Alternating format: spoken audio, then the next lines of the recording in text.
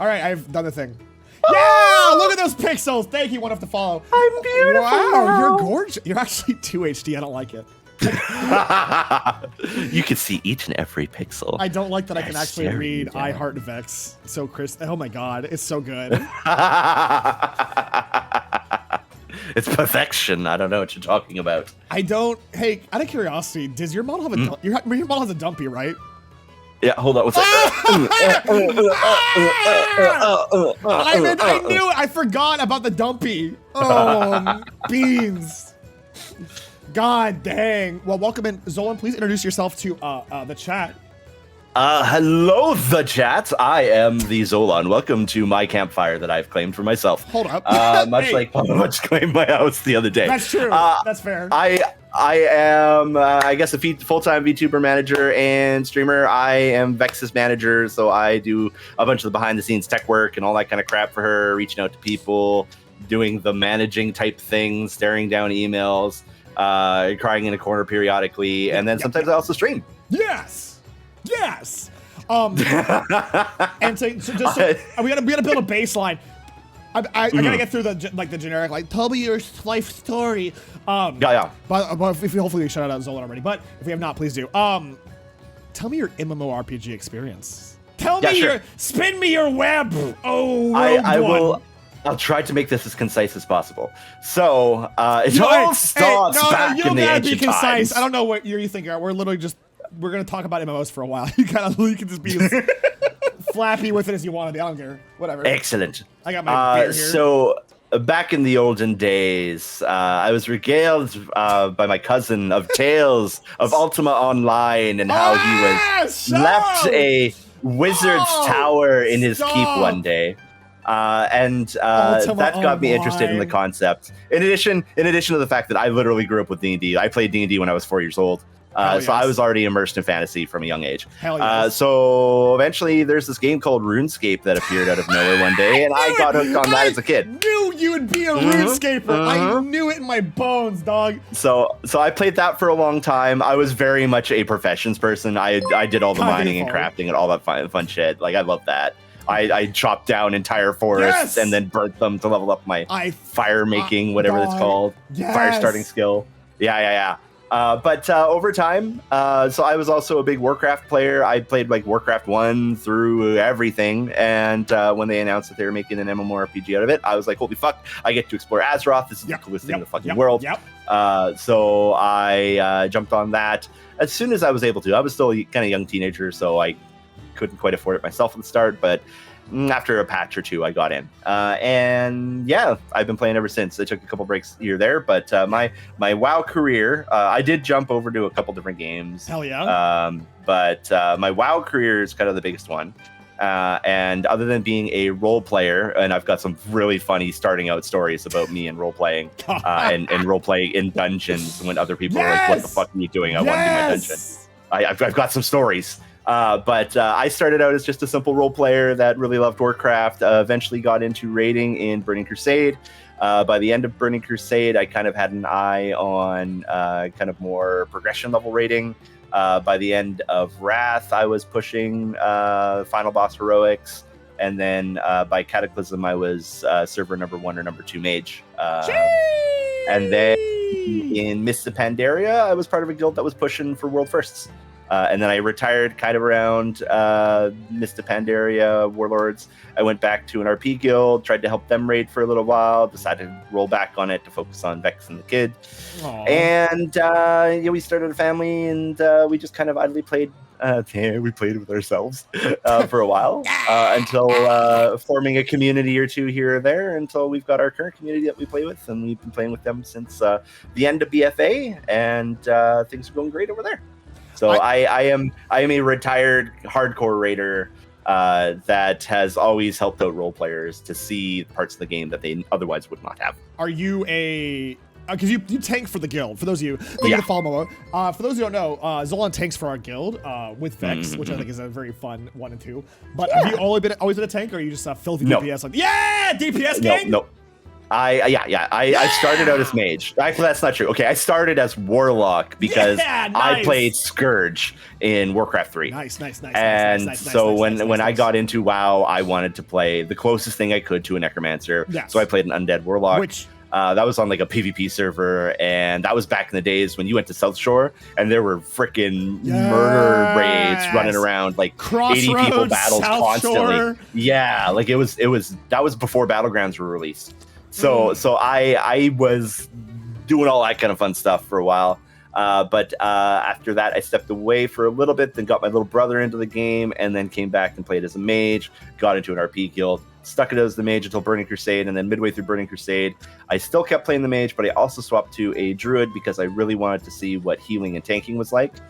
Really got into the tanking side of it. I loved tanking on my druid in Burning Crusade. They were the fucking hybridization was beautiful. We're gonna talk about the hybrid. Yeah, that's a topic. Yo, chat. Okay, by the way, you're more than welcome to like respond to chat. But I don't know. Yeah. Zolon triggered me in the middle of a raid last week, where I was respecking in the middle of the raid because I got for those who don't know, I'm a Fury Warrior in Zolon's guild, right?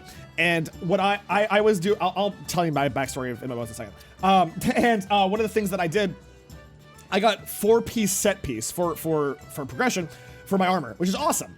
And it basically incentivizes playing an execution build. So I was respecking in the middle of the goddamn thank you, by the way, Zolon. Thank you. I was in the middle of respecking halfway through the heckin' thing, and we just started talking about like the bastardization of how much the game has forced a tank healer DPS role as opposed to these hybrids. Yes. We will definitely talk more about this because I've got some PowerPoints ready to go. But you know what you reminded me of, by the way? In RuneScape, I was the guy in RuneScape that would offer free armor trimming and then steal your armor and run away. And log out. Jerk. Yeah, I was a scumbag. I was a legitimate businessman. I sat there for hours farming lobster certs. Nope. And selling them.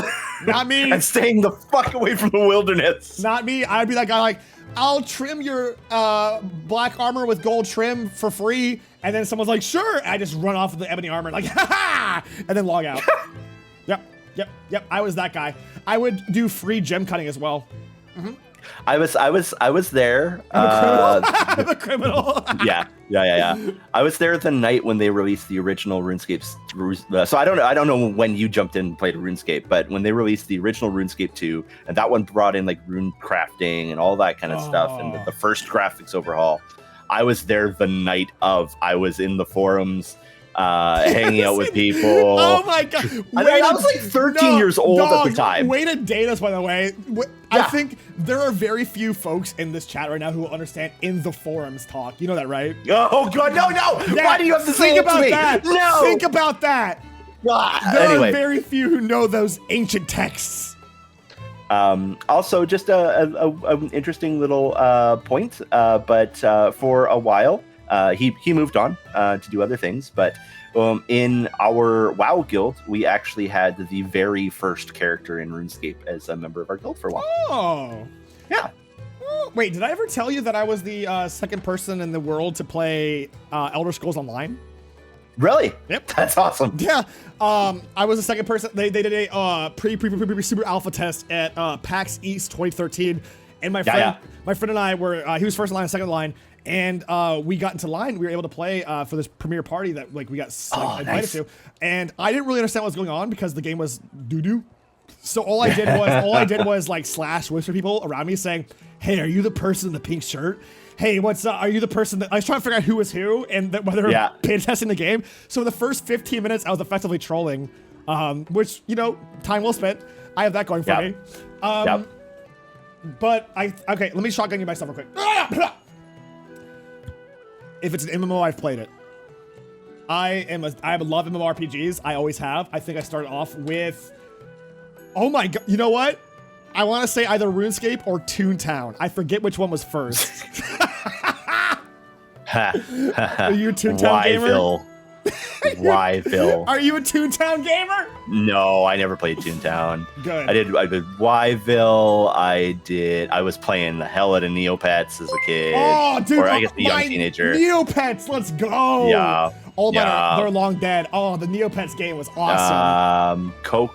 Oh fuck! What was that Coke game that they had? Coke where you game? basically, yeah, Coke had this fucking online game. What are you talking where about now? you could own your own little like pad, and you could get furniture to decorate, and then you had a mix table, and you would make your own music, and then you would take it out to the venues where there were other players, and everybody would take turns playing their music on the venues, and then depending on how many thumbs up you got, you would get a certain amount of currency that you could then take back to your pad and get new furniture and stuff to decorate it. There was a whole game about this, hosted by Coke. Is this a Neopets thing? No, it was just a Coke game. It's the Gaia Online situation. You're not making. It was like almost like a. I think it was like a Java game or a Flash game. My first MMORPG was Coca-Cola MMORPG. Yeah, well, that's not my first one. That was like my third or fourth. God. Oh. I just triggered some and The Sims Online and Star Wars and a little bit of EverQuest. Wait. Star Wars Galaxies, right? I actually didn't play Galaxies. No! I never got into it. I got into SWOTOR, and we were actually one of the premier rating guilds for a little while. But then we backed off. Everybody moved over to another server. Actually, that's how I met Vex. My rating guild decided that there wasn't enough people over on our server. So they wanted to start over on another server. There weren't character transfers at that point. So we went over to this other server and rolled new characters and took like 2 weeks or whatever off rating. And I got tired of doing it. So I went back to WoW. And within like a week, I ran into Vex and Silvermoon, and the rest is history. Oh, you ran into Vex and Silvermoon? Yeah. And we were playing Horde at the time. Okay. I was like, I don't know why my PvP dog brain was like, y'all, I don't picture either of you as the ones who just want to go to a capital city and PvP. I'm like, that's badass. Like, the both of you in the middle of Silvermoon, like, killing NPCs. Yeah, I used to do the stupidest thing when I was bored. I would go down to Booty Bay. Yep. I would turn on RP Walk, and I would walk to Silvermoon City. It took like 3 or 4 hours, but I did it. And I did it more than once. Do you want to know what I do? Oh my god. So okay, I don't know if you some people don't know this because do you know how I have the my title in World of Warcraft is Bloodsail Admiral? You know how to get that, right? Oh my god, that's a pain. Do you have you gotten it before? I haven't gotten it myself because I never wanted to. That is what I do when I'm bored. Is I spend hours beating the hell out of Booty Bay until pirates like me. I'm the only person I've seen in a long time with the Bloodsail Admiral title, and it's not really a pride thing. It's a wow, this dude has no free time. There's no free time. That's like the people with the insane title. Oh yeah! Oh my god. That one was a grind. I had a guildie that went for that one, and they put in a lot of work. I'm gonna trigger chat real quick. I'm just gonna say some stuff. Neopets, Gaia Online, Furcadia.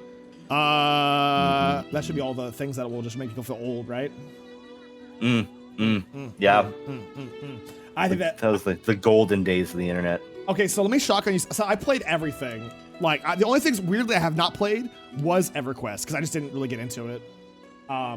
So outside of that, have you played Warhammer Total War? Sorry, not Total War. The Warhammer 40 or the Warhammer Fantasy. Age of Reckoning, right?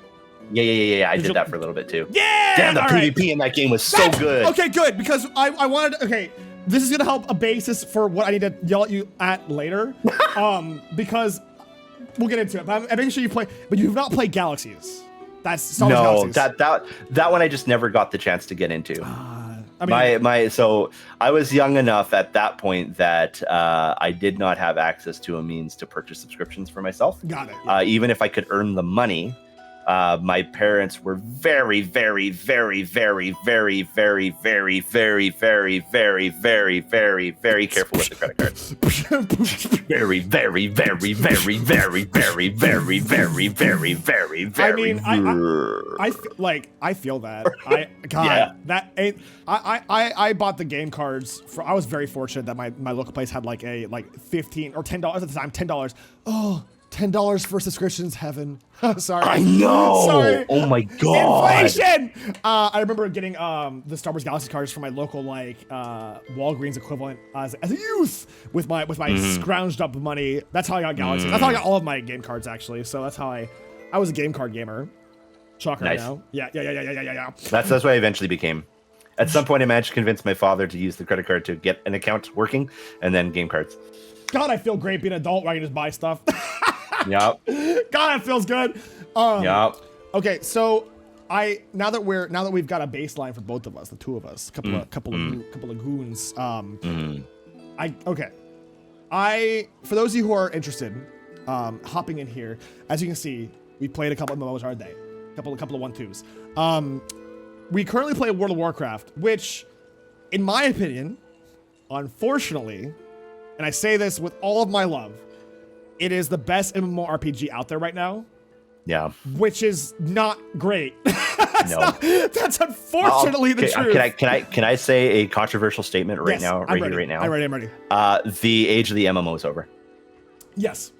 That's not controversial. That is the fact. Okay, fine. Well, fine. Then well, take it as fact. You're right. You're right. Yeah. MMOs had their peak like when all of them are coming out back to back in like 2015, 2014, 2013, because they saw the success of WoW. But the age of MMORPGs, I mean, look at the past, what? I mean, say even earlier than that. It's starting to die off. Well, look at the past. Well, let's just shock in like 3 at the top of our heads, right? You've had New World, which, as much as I like the crafting in New World, it's not good. The game's not good. Mm-hmm. You've had Lost Ark, which, if you've played Lost Ark, you know how much of a travesty that is. And then you've had, I don't want to say Genshin Impact. I don't want to add that to the list, but it's up to you if you want to count that or not. Don't care. But what I mean, there are hopes on the horizon for MMOs, right? Like, in your opinion? It's theoretically, like the format itself, yes. I feel like there's too much money in it. It's that every artist says this, but I feel like there's too much money in it now, to the point where nothing good comes out anymore, because anything that's built has to turn a profit within a quarter or two, or else it's toast. Which is insane to me. Yep. Like, absolutely. I mean, like, but here's the thing. Like, that's the reason 14, specifically 14 and WoW. Those are the big MMOs. Yes. Like, there's no. They have so much momentum at this point that they don't have to worry about that as much. Exactly. They can carry. Which, by the way, I'm sorry to say this, chat. I know you have your favorite MMOs out there. Like, oh, what this one? No. Those two, objectively, are the biggest ones, right? And I think the closest third at this point is probably Elder Scrolls Online, and that's saying something. Yeah, which is not close, by the way. Yeah.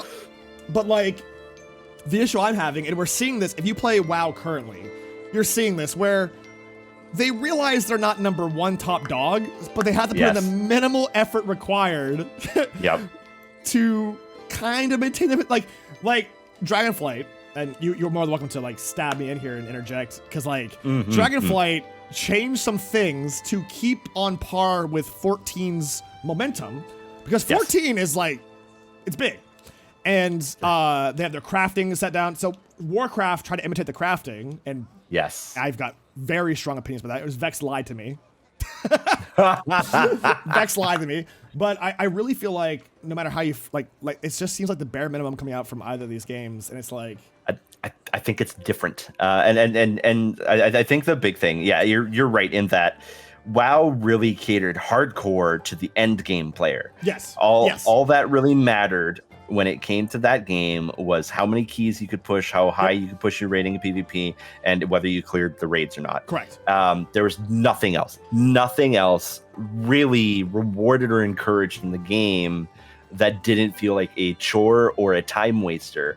Whereas 14, the truth, God 14 and 14 was kind of the opposite in that while they had, again, endgame was there, and you know, their version of raids, dungeons, all that kind of stuff is there, they largely catered to the person who wanted to log in and fuck around and do some cool stuff now and then, without the need for really tune specific direction.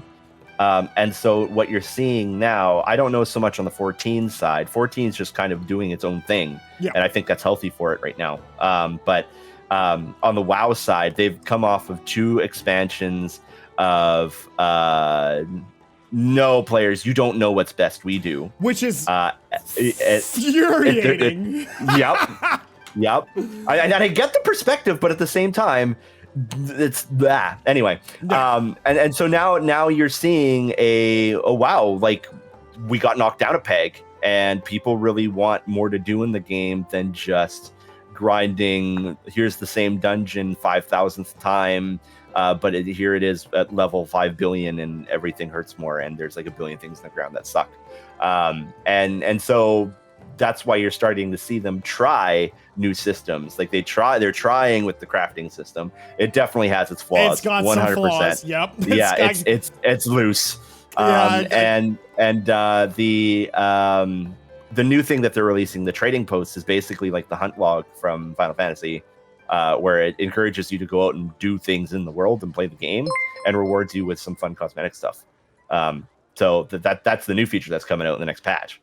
And so they're trying to add more things that make the game worth playing outside of the raids and stuff. But okay, so like if you compare, like, I'm gonna go back to the comparison contrast thing, because it's so very. The best way I play both, right? And I did not care for Final Fantasy, but the biggest reason is Final Fantasy 14, which, by the way, is a good game. I can't argue that. It very much is. It very much is. We aren't here dookie on games here. Well, we are, but like not in that sense. 14 is an RPG MMO, and whereas World of Warcraft is an MMORPG. And the reason for those in chat who don't really get what I'm saying is, in Final Fantasy 14, they prioritize a rich storytelling experience that you can do by yourself. You can play from start to finish. Almost to an infuriating degree. Yeah. You can play start to finish by yourself and effectively play an RPG.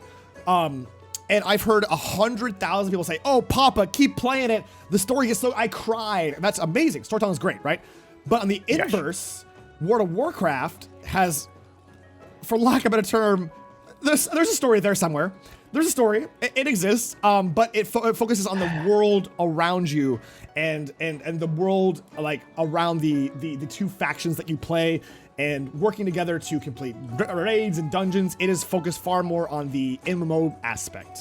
So can I jump in on story for just a second? Please. Okay, so this is one thing that infuriates me. I've long been a Warcraft lore buff. I grew up with it. I grew up reading the Warcraft 1 manual and shit like that. No, so, I gotta ask this. This is so important. I've never told anyone this story my entire life. Nobody. You're the first.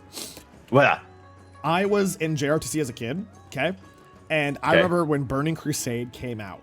I got the Burning Crusade manual.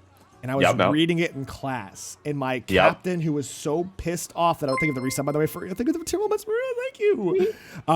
He was so pissed off that I was reading in class that he grabbed it and he threw that right in the trash. And he's like, "Oh my god, MMOs have no place," or say something like, "Games have no place in this classroom," something like that. Like, he was so mad, and that stuck right free in my head. There is no place in this dojo. And I'm like, ah! But then he felt awkward, so he picked it out the trash later and gave it back to me. I'm like, what lesson are you teaching me right, dude? Sorry, I had to show that anecdote because I never told anyone that, and it just haunts my dreams.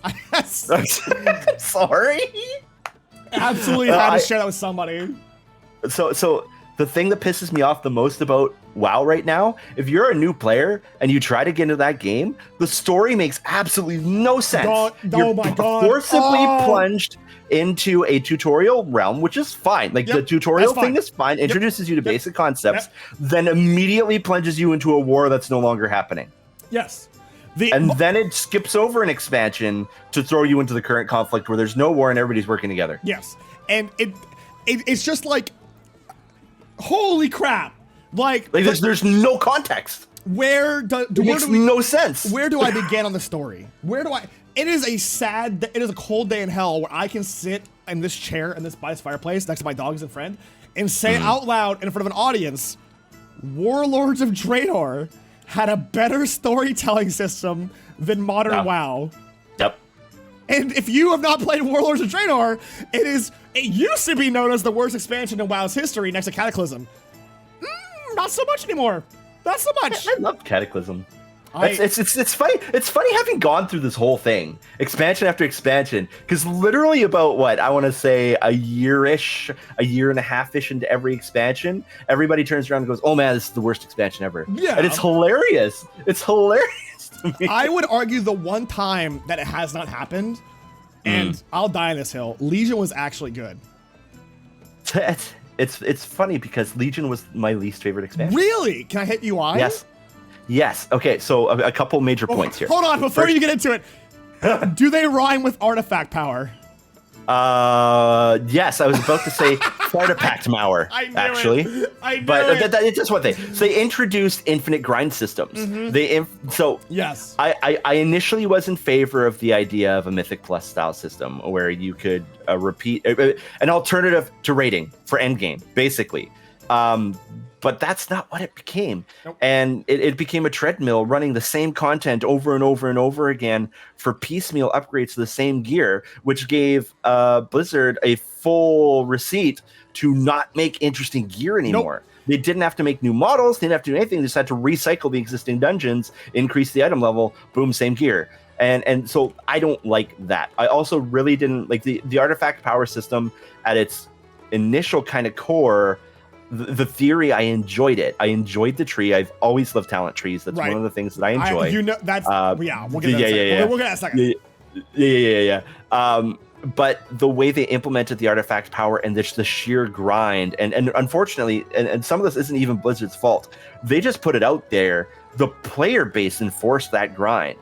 So there are some areas where people have complained about being time gated on things. Yep. And other areas where people complain about everything being a crazy, insane grind. And the problem was that Blizzard introduced a power cap so high that people pushed the grind and forced it upon everybody else to reach it, which just created another treadmill. And this was kind of like, we always had daily quests and little chores and stuff like that. Right. Legion brought the worst of it. It brought in and really amplified the mission table out of Warlords. Tie me in real quick, because I need to rant. Okay, go ahead. All right. I'll tell you back in a second. If you don't believe this to be true, chat, by the way, everything he's saying is correct. If you do not believe this to be true, and that you do not believe that these treadmills were invented in Legion, check out the next subsequent expansions. It is proof in the pudding that they're like, wow, we can make these players waste time. They'll play our game nonstop. Perfect. All right. Sorry. Go back 100%. Go back in. All right, no. Thank you for the ball. That's exactly it. They created loot treadmills. Or not loot treadmills. All of a sudden, we got a raid from Big Sorrow. Sorry. Hey, welcome in, Raiders. Welcome in to Nerd Talk with CultistZolon. Hello, I am PapaMutt. Hello, Raiders. This is CultistZolon. We are having a discussion this week about MMORPGs. Welcome in. We are nerding out about MMOs, the problems with them in the modern era, and just having a dorky time. So I want to say, back when Legion first came out, I honestly thought that they were releasing the final expansion pack, and I'll tell you why. Okay. Because with Legion, they opened up the possibility for us to explore infinite worlds.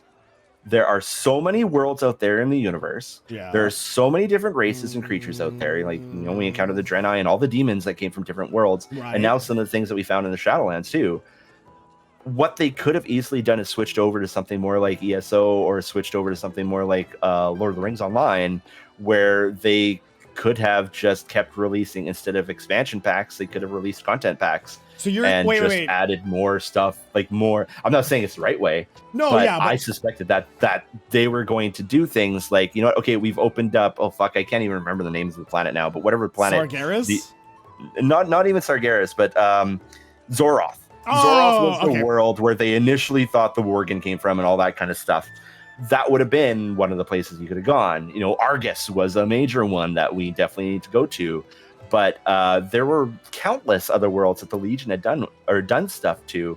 Now imagine if that was your expansion for the next 2-3 years, that it was narrative instead of pushing endgame, and you got new content packs that came out periodically where you would have to go and explore different worlds. Now, again, I'm not saying that's the right way. I thought that's what they were going to do, because I think I don't know, it felt final. I would like that. I would. And they would use, I honestly think that'd be a good, I've got the hottest take I'll ever have for MMORPGs involving World of Warcraft is, and this stays between us, no one else will say, obviously, but I mean, I've told everybody, I have been dying for them to just call it and make World of Warcraft 2. Oh yeah.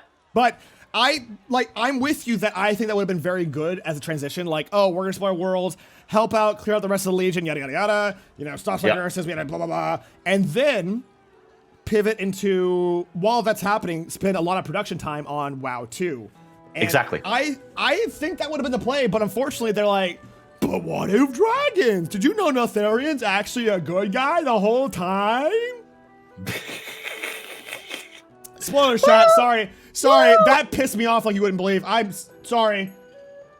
Oh, Notharian had good intentions the whole time. He kind of did, though. He always kind of did. Sort of. He just went corrupt. He made a bargain, and it corrupted him, and he was fucking evil after that. I still don't like. I don't know. I don't need every character redeemed. I don't need every character to have an Arthas and I don't. arc. And oh man. Don't get me started. Did you see the ending cinematic for Shadowlands? I'm not kidding. We watched it on stream, and I watched it off of stream, and I know it. I know what happens. I know he becomes nothingness, right? That's great. I have blanked. That's fine. I've blanked it out like 4 times. It is the worst. Shadowlands, good God, is it stinky. Shadowlands had so much narrative potential and the most critical narrative fumbles I've ever seen in a game. Don't worry. So many. Sylvanas is good now. It's fine. The struggle they showed from Sylvanas made no sense at all, at any point. No, it made sense. No. Let me explain. Sylvanas. No, Sylvanas is having a bad time, and now she's good. She's good now. Everything's saved. The end. Blizzard story writing, baby. The final cinematic. It wouldn't have been so bad if they had let the people who lived with fucking Arthas talk. Like, you've got Uther and Jaina right there, and they say all of like one sentence combined. No, Uther said it's cool. Sylvanas is over there fucking monologuing. I know. It's totally okay for Arthas to have an ending where he was used up, like his soul was consumed to power bad shit. That's a fine ending. You know what? He wasn't redeemed. They looked through his life. Uther can go through the process of feeling like an asshole for wrongly condemning him or whatever without giving him his fair, chance at redemption 10,000 years from now. Whatever. That's all fine with me. No, but the fact that they did not give them any dialogue for this character that literally shaped their whole lives. Like, Uther fucking erased this kid. And he doesn't get to say anything. One of the most, if not, dare I say, the most impactful characters in World of Warcraft. No, Warcraft history. Arthas. Yeah. Just stinky. Bye-bye. Bye. Yeah. Hey, bye. Just a little floof. Just a little floof. Little guy now. Little guy. He's with a wispy wisp. It's up there with like. This is actually a bit of a hot take. I don't know how you feel about this. When Illidan was like, I'm gonna be the jailer now, I rolled my eyes so hard, I almost passed out. It was, dog, that is so stupid. Illidan, shut up! He's like, a hunter is nothing without his prey. I'm like, shut up. Shut up, Illidan. Okay, so I don't mind that callback too much, but yes, I did. The whole Sargeras thing. I didn't love it. But again, I tuned out so much of Legion just because I couldn't deal with the treadmills. And at the time, like, we were getting our family settled and I was like kicking off my career and everything. So like I didn't have the fucking spoons to deal with the fucking treadmill. And then the story was not what I wanted. Yay! Yeah, I followed the story. I didn't like it super much. No, I don't life think. Went on. What do you think about the current expansion story so far? It's casual and I don't mind it. And it is final. It's the big thing that Blizzard did with World of Warcraft, and the main problem they had was they literally stopped inventing villains. Yes. They just kept trying to, bring in the old favorites and knock through them without planting any seeds for the future. Nope. And then by the time of Cataclysm, they had one or two kind of big bad guys left and a potential big bad guy through Garrosh. And they just did not know how to characterize him properly. He went from like emo kid to we have to be the Horde and destroy everybody to how dare you commit war crimes to BRB committing war crimes. Yeah. To also, now I'm racist. Void! Oh wait, sorry, I skipped the racism. Then the void. Yeah. Yes, racism, then void. The racism to void path or pipeline. Oh my god, this makes me like it just Garrosh could have been a great character. But they bungled him so bad. I'm vibrating because Blizzard's biggest problem. First off, Yes, the villain of the week thing. It feels like, so I hate like it feels like Star Trek TNG. No, it feels like god dang Batman. DC Yeah. Batman. Like Yeah. Okay, a good example, go to any raid and like let's go to a current raid, right? Yeah. Outside of Razagath, who are these goddamn goons? Yep. Who am I killing right now? It's been that way to an extent, but there was usually at least a couple Something. characters in there that had some sort of lore implication. No, just goons. And that was great. But at this point, they haven't seeded enough to be able to do that anymore. Well, now and that's why you ended up with like a big bad guy like the Jailer, who they basically shoehorned into every aspect of the lore and said, guess what? It was the Jailer, in order to try to make it look like he was the big bad guy all along. Dreadlords were actually the Drailers during the whole time. I can accept if the Dreadlords were working for Denathrius. Denathrius was an interesting character. I liked Denathrius. I liked Denathrius, actually. And Blizzard realized that people liked Denathrius as a character enough that they let him live. He's going to be back at some point. Okay, good. Yes. I don't know about that. And the Dreadlords, other than the few that were really loyal to the Jailer, are still out there. Yeah. And there's still hints that they've infiltrated all the cosmic forces. That is story seeding. That is what they needed to do. That part's fine. The whole, it was the Jailer that started the Scourge, and the Jailer that started the Legion, and the Jailer that did all this. That's so. I don't need this Naruto level. There's always a bigger bad energy. I don't need. It's a D&D problem. It's a D&D problem. It's a Dragon Ball Z problem. Yeah. It's an anime problem. I don't need this power creep of villains in. The reason I don't mind Razagath and her cohorts of goons is this expansion is gonna be very much Miss Pandaria vibes, where you can just kind of muck about, have a good time, enjoy the story for what it is, and enjoy time with your friends. And I don't know. It's just, I feel like the next expansion that'll be taken seriously is like, oh, actually, the Jailer was not the big bad guy. They already did that. At the end of the Jailer fight, at the end of Shadowlands, the Jailer says that he was literally doing everything he was doing to protect the universe from something worse. It's the Void. It's the Void. We know it's already. Beyond the Void. Oh, it's beyond the Void. Is it now? So there's yes, great. They've introduced another level beyond what we have right now. Okay. Because this is an unfortunate thing in writing, but when you suck the mystery out of things, like, yes, everybody wants to know the answers. It's like with Elder Scrolls and wanting to know what happened to the Dwemer. People will, like, it's a point of interest to speculate. It was always a point of interest to speculate, what were the Titans? What is the Shadowlands? Dog, that's half the fun of stuff like Ulduar and stuff. Not knowing what the Titans are. Ulduar is one of the best raids of all time. Yeah, and then they came out with the books that have just revealed everything, and they realized, oh shit, like, now we need to figure out something above that. Spoon feeding this stuff. And I like this expansion because they have turned to this whole planar war narrative where all the different planar forces are in conflict with each other, and only by being in equal measure is how the universe operates. That's fine. Whatever.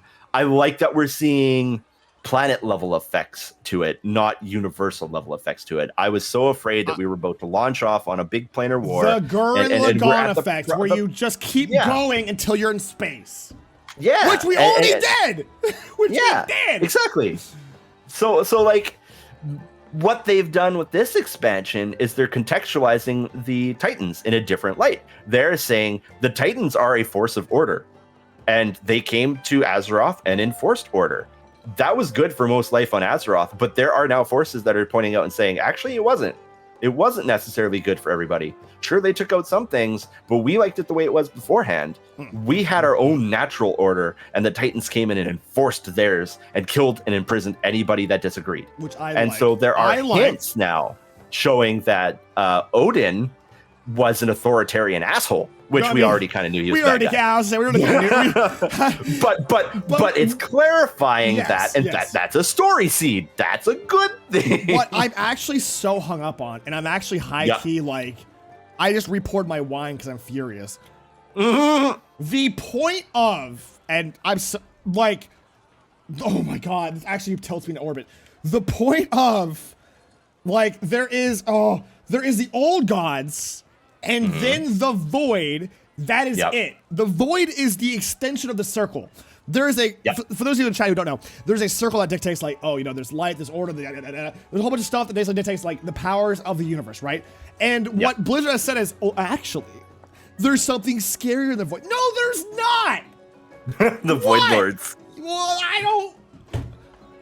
The old gods are. The old gods are already cool enough being an extension of the void and being kind of just this. Old gods are sick. They're yeah, they are. I loved old god lore. Yes, same. For the longest time, I was obsessed with it. I loved the hell out of it. Same. I loved speculating about it all. Agreed. And the void stuff just kind of took the wind out of my sails a little bit. Well, I'm fine with the void narrative and like yeah. I'm like, okay, sure. Like they you know, suck their power for the void. Yeah, I don't give a shit. Yeah, that's fine. Pardon my French. But like, it's like, that's fine. What really irks me is like, God, you've actually made me lose some hair with that previous statement and the fact that there's something beyond the void. Because the idea is, in theory, and this is old theory, once we get past the old gods, which we're cutting through at a reasonable clip, like 2 more expansions, they should all be dead, at the rate we're going. It should be time for the void, or the void lords, or whatever, right? Like, Theoretically. I don't want, and I'm saying this as nice as I possibly can. I know we all have like our ties to World of Warcraft. I am ready for WoW 2. Yep. I'm sorry for those of you in chat who are upset about the idea of WoW 1. Oh, I have so many mounts and so many things. I'm sorry. It had a great run. But I'm ready for, first off, better graphics, a better engine, a better talent system. Oh my god, the engine is so... I got a point about that. I'll come back to that. How's the thing fall? No, I want to hear it now. I'm ready. We're at the engine. You want? I want to hear it. All right. Hey, so we touched on this before. Yeah. We touched on this before. Back in vanilla, you could have a 40-on-40 battle. Yes. In South Shore, and it was... I mean, the servers weren't perfect back then. They were a bit laggy and everything, but they worked. You could have that battle. It functioned. Somewhere along the line, they introduced all the phasing and sharding technology. And now you can't have like a 5v5 without it starting to wig out. If you try to get, like we used to do RP battles in Mists of Pandaria, if you tried to get 20 to 30 people in the same area, the game starts freaking out and sharding. Yep. It sharts itself. Because then it starts splitting people off. You're trying to have like a big epic battle and you've got battle lines and all that kind of stuff. Now people are just vanishing left and right, just disappearing, put into their own shards, kicked off the map, whatever. And the server can't handle it. The game lags like hell. There's just it's not equipped to handle the data throughput from the way that the game functions now. And that causes so much ridiculous server lag for things that used to be possible in vanilla. It's gone backwards in functionality. Tap me in. You've activated me. You've activated. On that same note, with the phasing and the sharding, and all that stuff, right? Something that dropped. This is a big reason why, despite all of its flaws, I loved New World. It's because it didn't have phasing like that, right? The phasing was not, with the exception of dungeons, obviously, it didn't matter. And it didn't phase. I think phasing with the, you can, add some more ability to get nodes for materials and questing, yada yada. With the exception of that, which I'm sure is good things, it doesn't feel like an MMO half the time. If you cut out the server due to phasing, you cut out the massive multiplayer online aesthetic of having 100 people in a count. If I go to Valdrakken right now, I'll probably be able to count on 2 hands the amount of people that I can see, right? But if there wasn't phasing, there'd be hundreds of, granted, we're in the modern era. We should be able to have most folks with the lowest setup, because this is World of Warcraft, the graphics aren't amazing, right?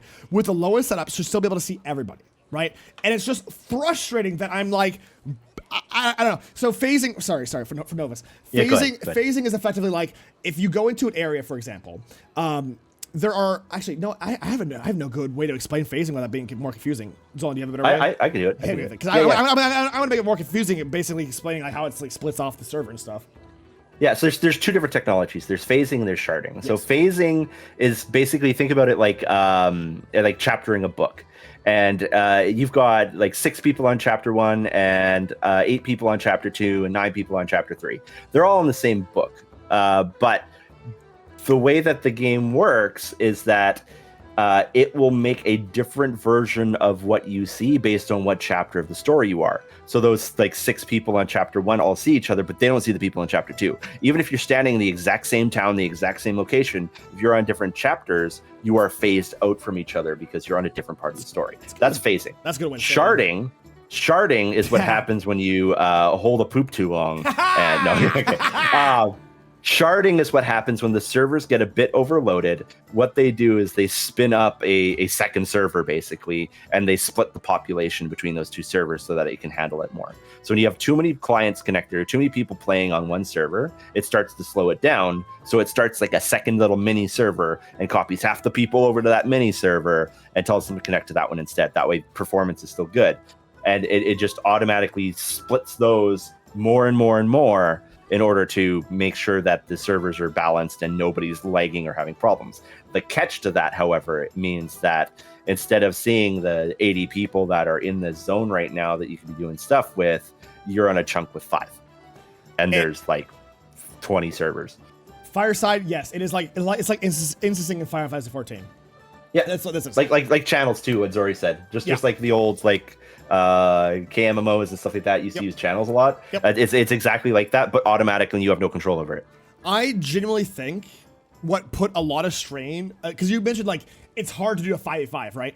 I think what put a lot of strain, and I don't know when, like you said, have it in Mists. I was starting to see it as early as Cataclysm. Wow. Disregard and that's when Cataclysm's the expansion, they brought the phasing engine in. I don't know when they started doing sharding. Because I was gonna say, because I've noticed that I think that this is dumb as hell. I don't like war mode. I think separating PvPers from RP. I think it'd be very cool to like I hang out with you and like Vex or whatever. We're off somewhere, and then I see a goon that I want to fight, and you all basically have to watch me fight this guy because we're both flagged. But I think flagging for PvP is fun. I don't know why there has to be a mode for it. I think it's silly. I think that's a part of the problem is because when you phase into war mode, I can't see PvEers. Yep. So my experience as a MMOR player in World of Warcraft specifically is when I phase into war mode, which I like to do because I love to bash other players as a warrior, small brain, is I see even less people because we're on an RP server. I see literally like 8 people when I'm in war mode.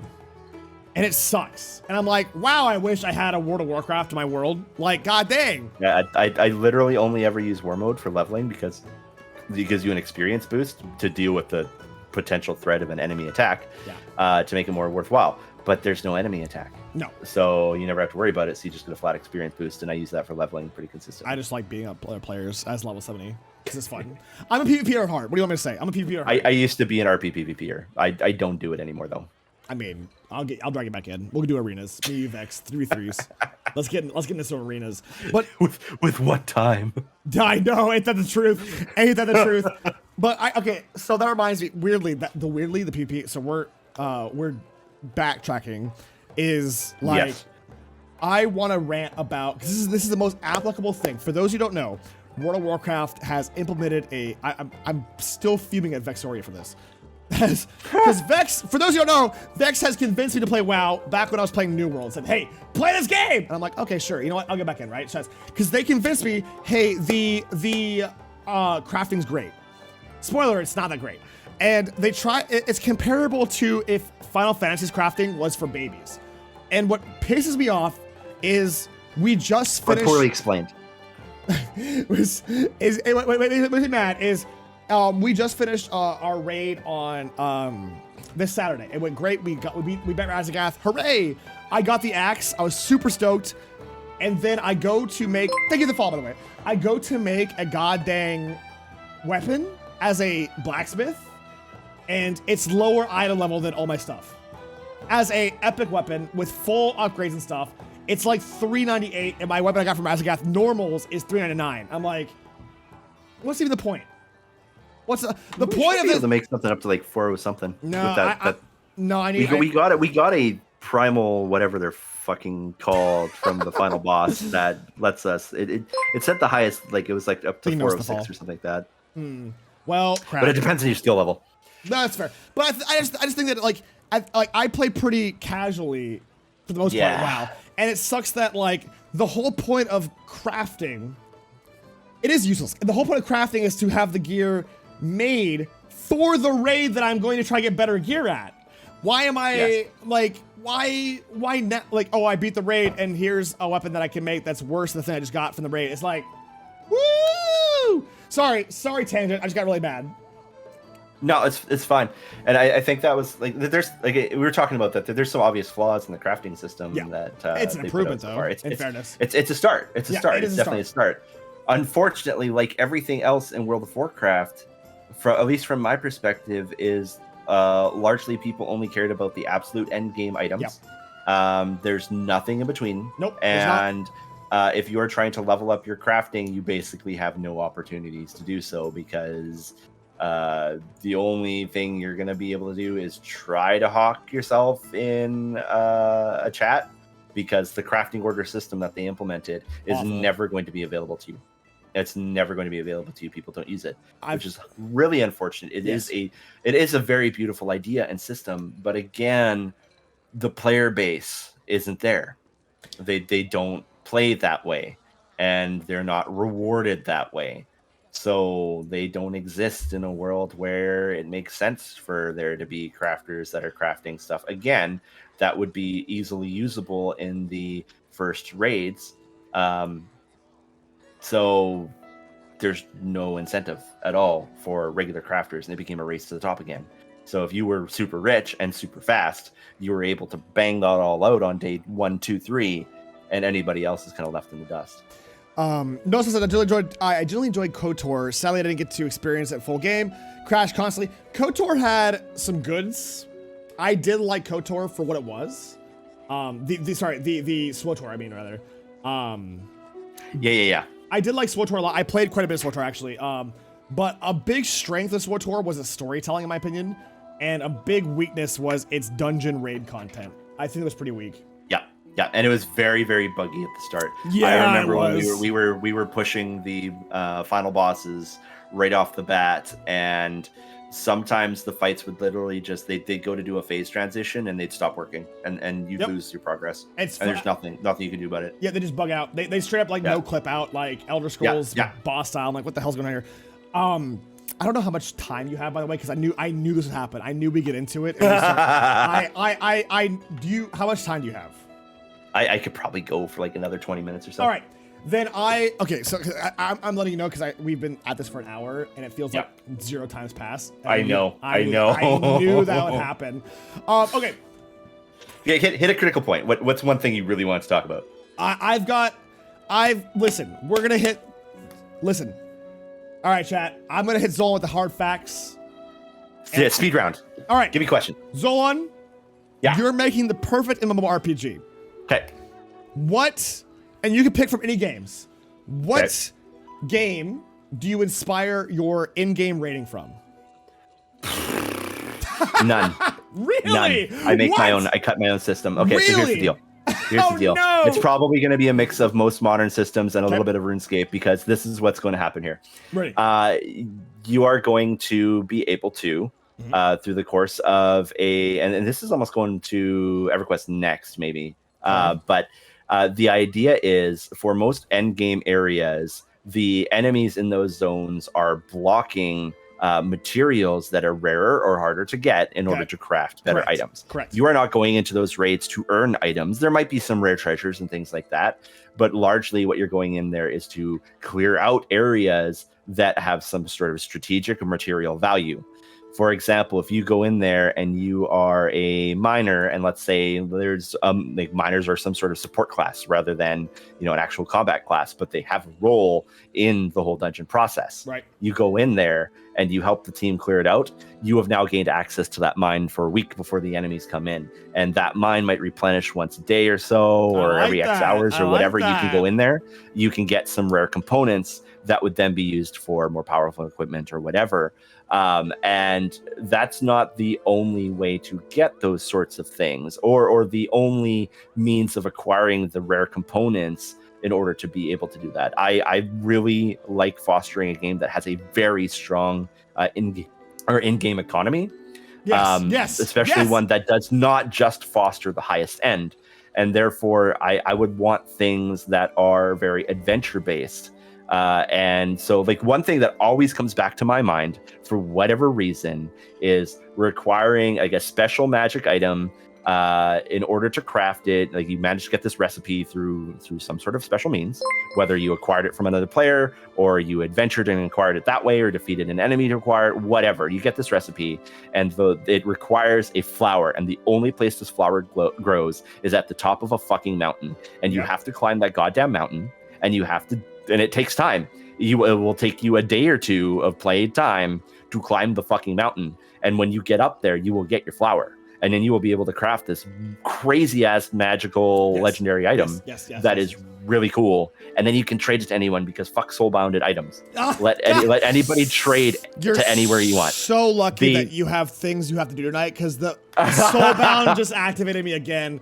Yeah. Okay, yeah, continue, please. Continue, sorry. Yeah, but the whole idea would be there are differing levels of content and adventure, and adventure that caters to 1 player, 5 players, 6 players, 10 players, 20 players, 50 players, whatever, as a group knocking out stuff. I love the idea of guilds and guild houses, or even just collaborative entities, even if they're loosely associated. So like a reputation faction you can join or quit as you need, that grants you access to areas. And if you happen to be part of that faction, and your faction clears off this area and grants you access to this stuff for a while, I think Warhammer kind of had some of that stuff where you could conquer zones for your faction, which is something awesome. like that. Oh, I want to tell Warhammer so bad. Grant you access to stuff that other people couldn't get to. You would need, for your mountain journey, you might need to hire some help to help you deal with some enemies that are up there if you are not strong enough to take them on. Perfect.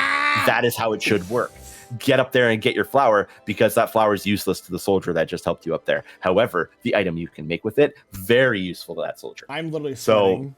Those are the kinds of systems that I really enjoy, and like I am perfectly content.